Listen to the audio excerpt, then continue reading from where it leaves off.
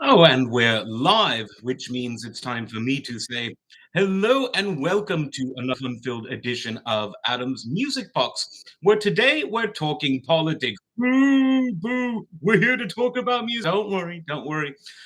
It's about music, but it's about the intersection of music and politics. But far from a car crash, the history of music and politics is actually surprisingly intertwined. To take the origins of European classical music, for instance, outside of the church, which was a major commissioner and sponsor of music, indeed, European classical music derived first from the Roman Catholic Church. Orthodoxy had a distinct non instrumental tradition of chant, which I've got some videos about if you're interested in that. But keeping it within sort of Central, Western, and much of Southern Europe, the two main elements that funded music before there was a modern music industry was the church on the one hand and the political leaders, the aristocrats, the kings, the queens, the emperors, etc. They funded the music. Why? Well, because they didn't have radio or television. So they had something better, arguably. They had a live musician or group of musicians perform in their stately homes for entertainment. And gradually, this became an affair that transitioned from the homes, the chambers, hence chamber music, the chambers of these great royal manors, into the modern concert hall. Because the modern music industry, as we know it, began before electricity. It began in the 19th century, in the age of the great romantics, when things like ticket sales and the sales of sheet music were the first real instance where commerce on a mass scale was injected into the music industry. And you see, even in the modern era, you see a lot of dictatorships where they commission famous musicians to write songs about their leadership, songs about the nation. And if you thought that the record industry of Hollywood is fickle, just try Stalin on for size. Not he's fickle too. I'll put it that way.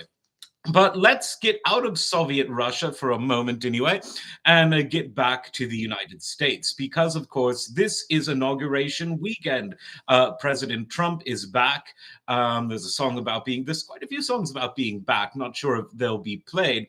But let's look at the history of music played during an inauguration ceremony and the wider affairs that surround the inauguration, the balls, the fundraisers, the galas, they all go by different names, but they're all events where political leaders and their supporters get entertained by musicians, sometimes for a fee, and sometimes because the musicians are and the other entertainers are good friends of the musicians. So I've written down some things that I've researched, and I found out about some of the earliest modern inaugurations. Now, before we get to that, let's talk about populist presidents before the age of modern electronic mass media. So before radio, television, and certainly before the internet. You can point to people like President Andrew Jackson, one of the first sort of genuine populist leaders in the US and one of the first of that era. You can point to someone like Teddy Roosevelt. He was definitely a populist, and he was obviously in the age of electricity. But not the age of television and radio in terms of radio being a widely used format. That only came in the 1920s, although it was invented before. So let's look at FDR, who you could arguably say is a populist. We can go into why or why not later. And he was sort of the one who transitioned the inauguration from having just military bands and a few singers associated with these bands. Obviously, the US Marine Band played at all of his inaugurations. But for his third inauguration, third time's the charm, he had Mickey Rooney present. And he also had Irving Berlin, who wrote God Bless America. So you had the composer actually perform his song. Quite unique. He wasn't a spring chicken then, but and again, nor was FDR by that time.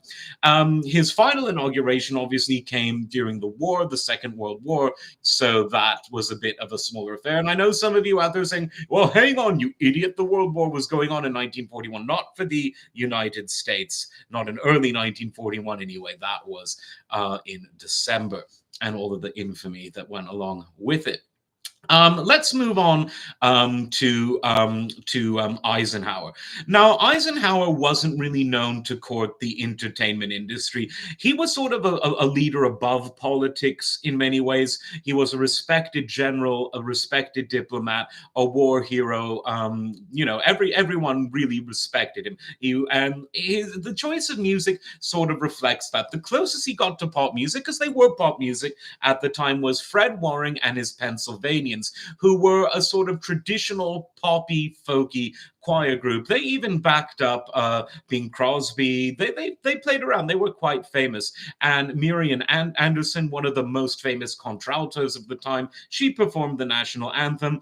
And you have the kinds of things that you would expect at a non-celebrity inauguration: the U.S. Marine Band, the Mormon Tabernacle Choir, the Air Force Band, the Singing Air Force Sergeants, and the Tuskegee Institute Choir, which marked, I believe, the very first time that you had Black performers at an inauguration. Not surprising, because in the early 50s, the Republican Party was much more open to cultural integration than the Democrats. That ping ponged shortly thereafter. Now, the first true celebrity inauguration was that of JFK. And there was nothing contrived about it, because Kennedy was genuinely personal friends with some of the biggest musicians and entertainers of his day. And these men and women genuinely supported him. He was their age, and in some cases younger, and he represented this sort of patriotic optimism. Not that Eisenhower didn't, but Eisenhower was an older man. He was a general.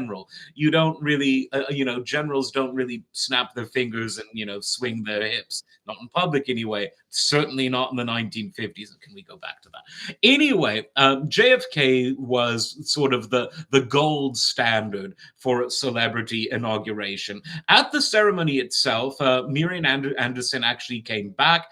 Leonard Bernstein brought his National Symphony Orchestra. They played Fanfare for the Common Man by Copland. Emerson, Lake and Palmer did a version of that. Robert Frost was there reading the gift outright. But it was really at the inaugural ball where the celebrities came out, and none bigger than Frank Sinatra, who was a very good friend and close backer of JFK. He even did one of the theme songs for the Kennedy campaign, High Hopes.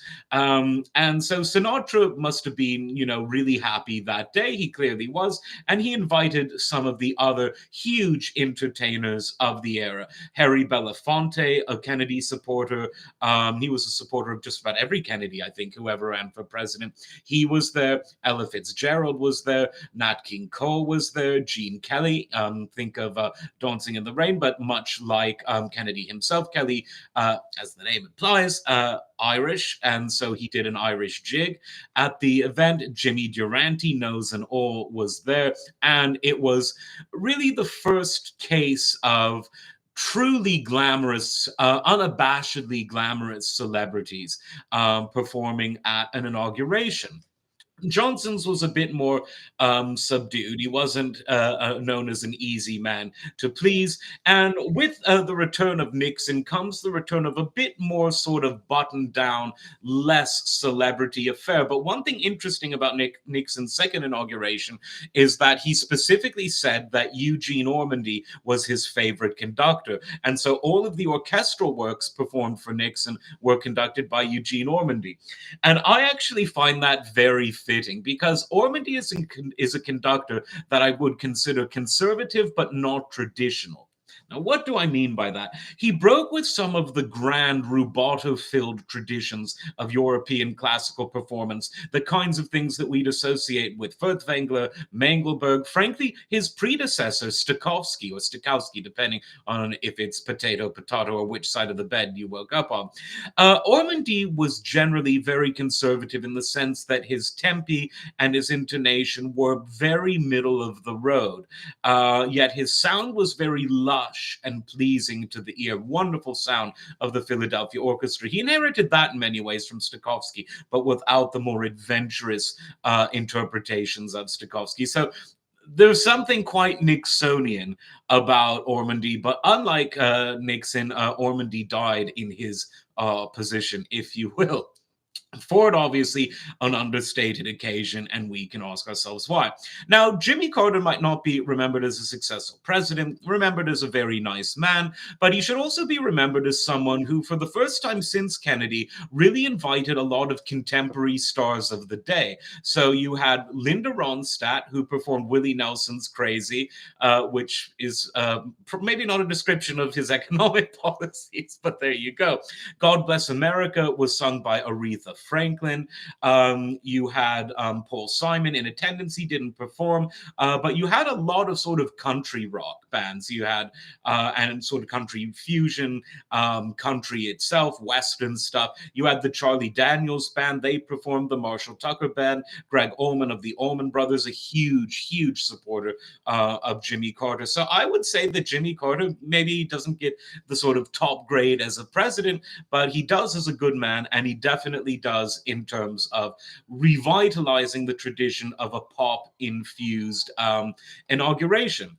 Now, the only person who can rival Kennedy in terms of sort of classic star power was none other than Ronald Reagan. And what was interesting about, well, there's several interesting things that were interesting about Reagan's inauguration ball.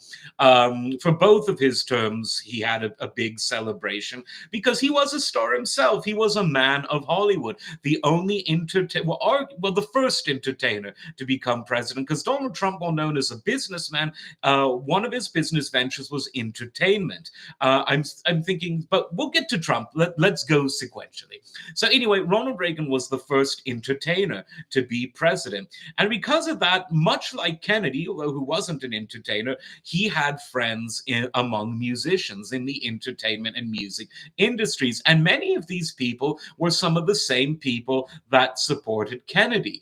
Frank Sinatra spoke not much, but he did speak of turning in the middle of the 70s from the Democrat Party to the Republican Party, and he was a very, very solid backer of Ronald Reagan. So he was the key figure at both of the inauguration balls of Ronald Reagan in both 81 and 85. Johnny Carson was there in 81, so was Bob Hope, Jimmy Stewart, these were his contemporaries, they were his friends. Charlton Heston, bit younger than Reagan. He was a Kennedy supporter, but became a Republican and a Reagan supporter. Dean Martin performed. Ray Charles was there. Doc Severinsen, the trumpeter from Johnny Carson's Tonight Show band, was there. And many of these same faces were at the second inaugural ball, but the Beach Boys also showed up, as did one of the younger performers of the night, Donna Summer. Ray Charles was back. Dean Martin was there, but didn't perform.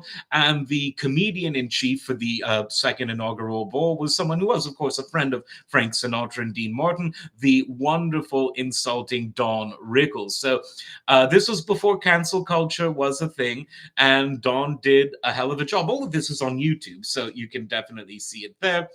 I'm going to skip over both Bushes because they weren't really people that attracted much celebrity.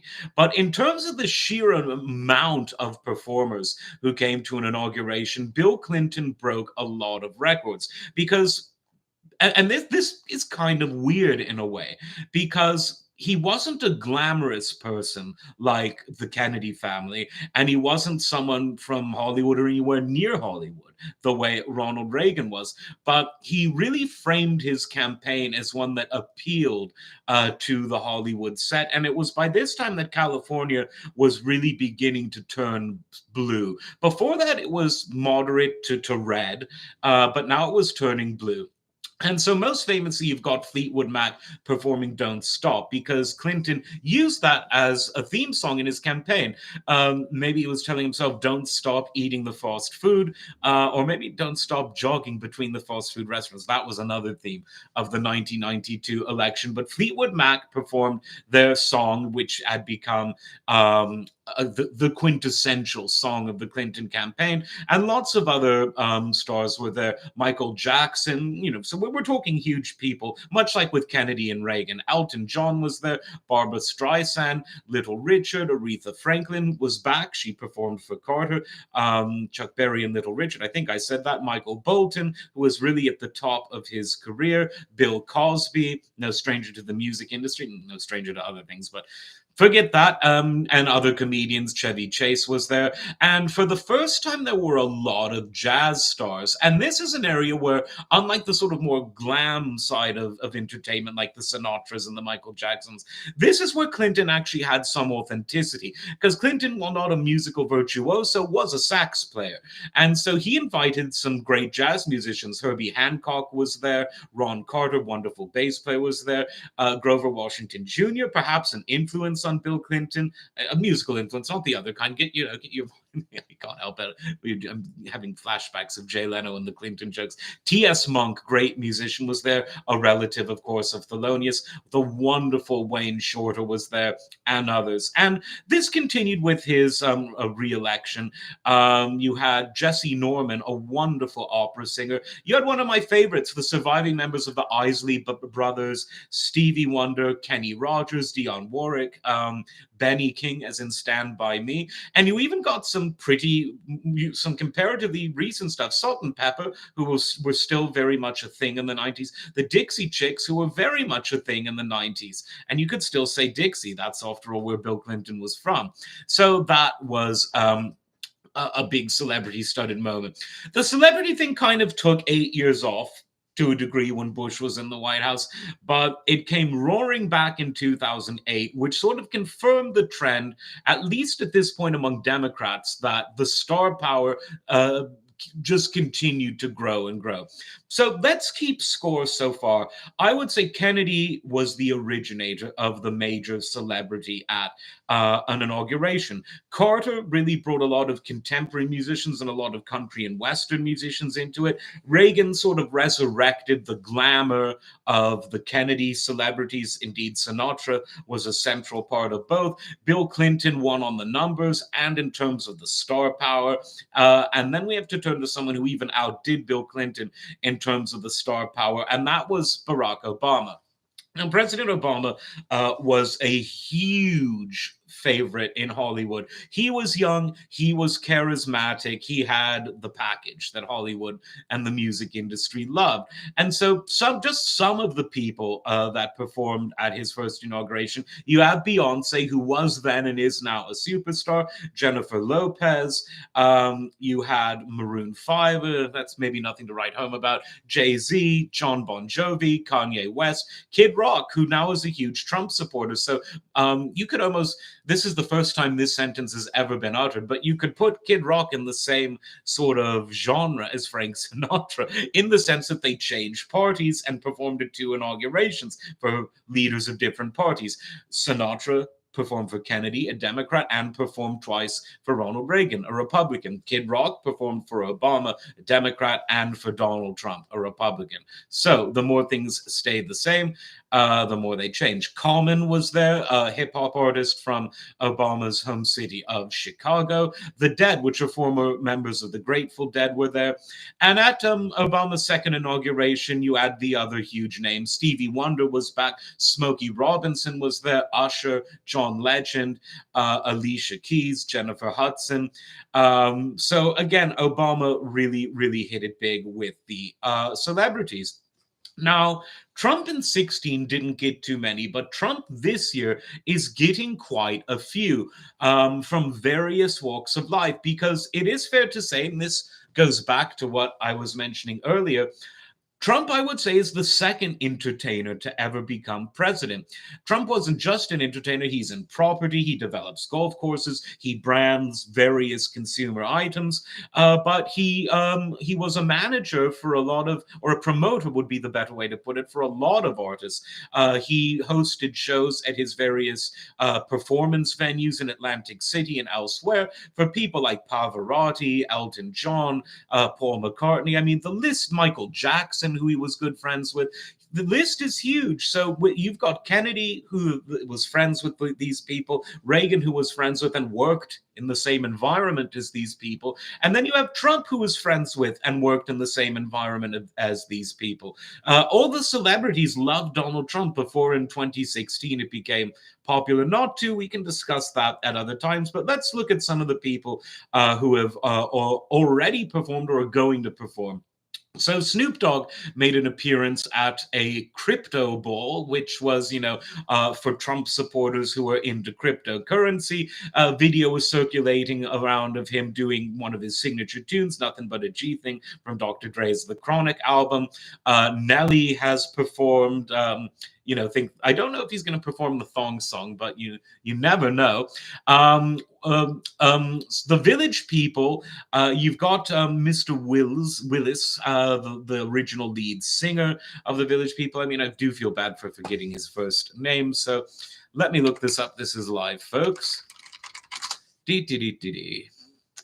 Victor Willis. So Victor Willis is going to lead the official version of the Village People. The other members of the group aren't the original from the 70s, but he will be there. He's had a mixed relationship with Trump's use of YMCA as his theme song. We talked about that in a standalone video from the other week, but he will be there.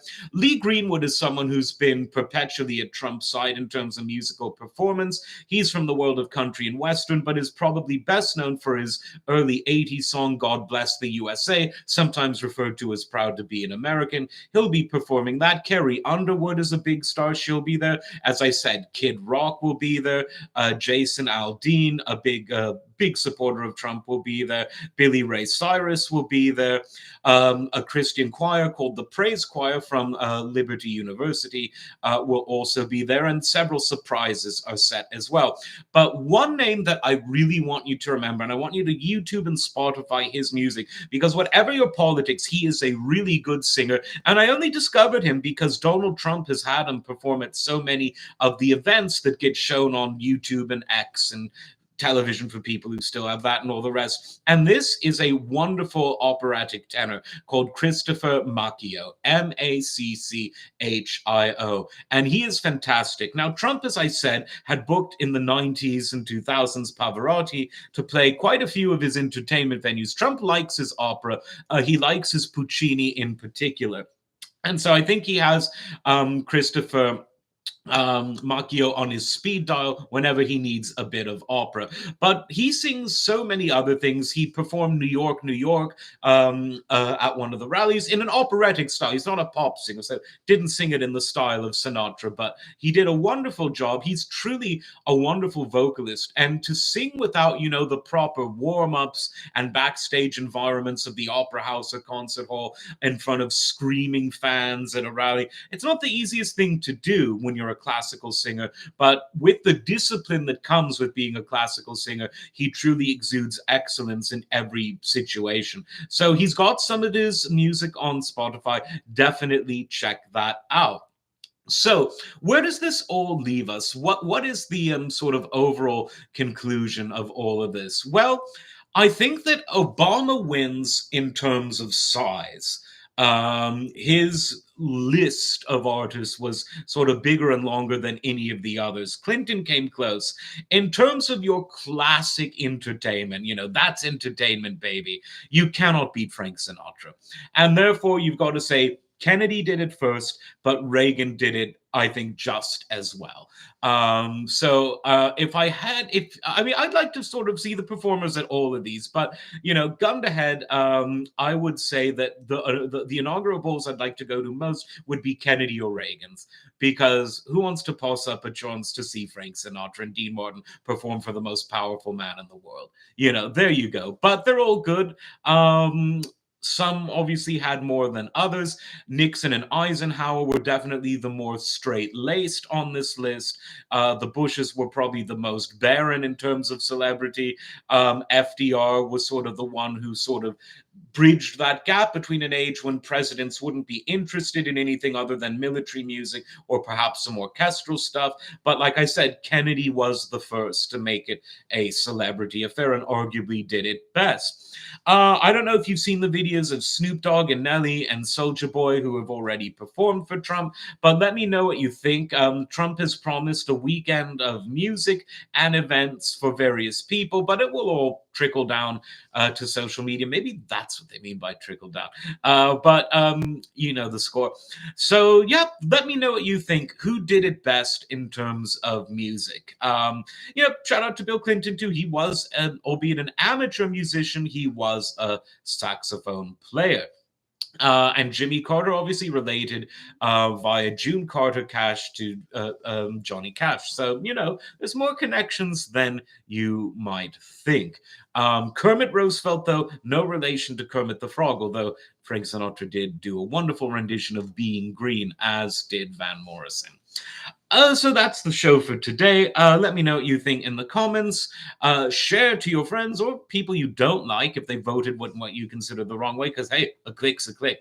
As always, though, like, subscribe, and we'll see you next time. Take care.